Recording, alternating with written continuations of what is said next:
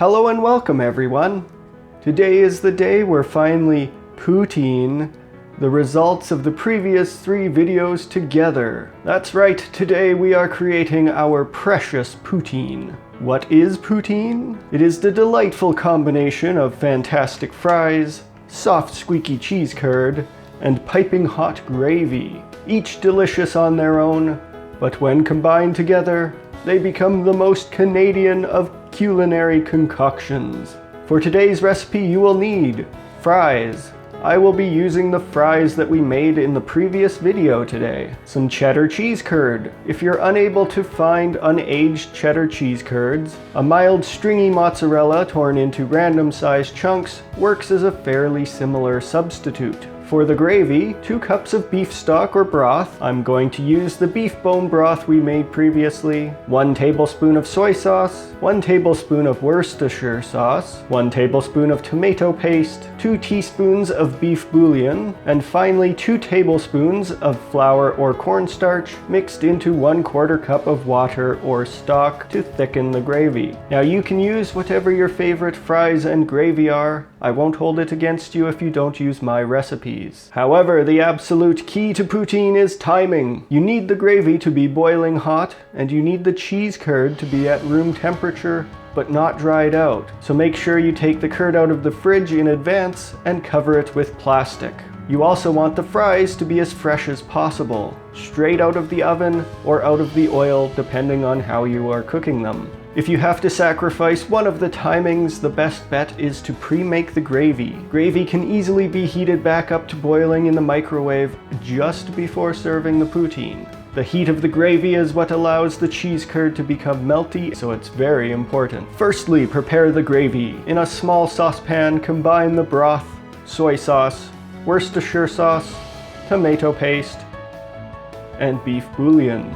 Mix them well and bring them to a full boil. Don't forget to taste the gravy and add salt and pepper as needed. Once boiling, you can stir in the thickening slurry. We want the gravy to be fairly thick so that it will stick to the fries and the cheese curd, but not so thick that it doesn't flow through the nooks and crannies of the poutine. Once the gravy is thick, you can either pour it into a measuring cup or leave it on low heat to stay warm until we need it. Now you can check your cheese curds.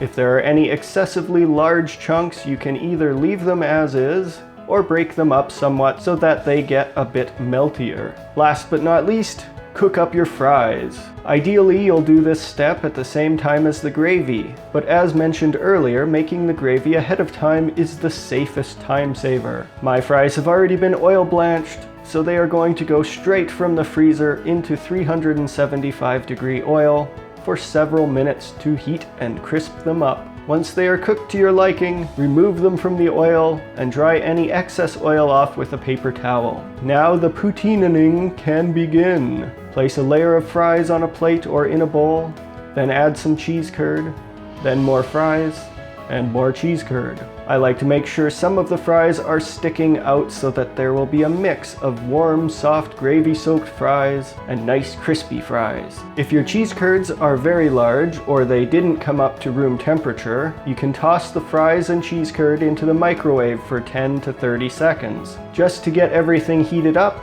and get the curd started toward melty goodness. The final step is to pour over some of the boiling hot gravy. How much will depend on your preferences, but I like to make sure that all of the curd is coated in goodness. The poutine project is complete! Crispy, crunchy fries, soft, melty cheese curd, and hot beefy gravy, all combined together to make a delicious dish. I hope you enjoyed this series of videos, and that you'll try out the poutine for yourself. This is just the bare bones basics, of course. You can add shredded meat, bacon, or any manner of additional toppings to customize your poutine. If you enjoyed this video, then be sure to give it a like, and leave a comment down below with ideas for future videos. Also, don't forget to subscribe to the channel so you don't miss any future videos. Thank you very much for watching. I will see you in the next video.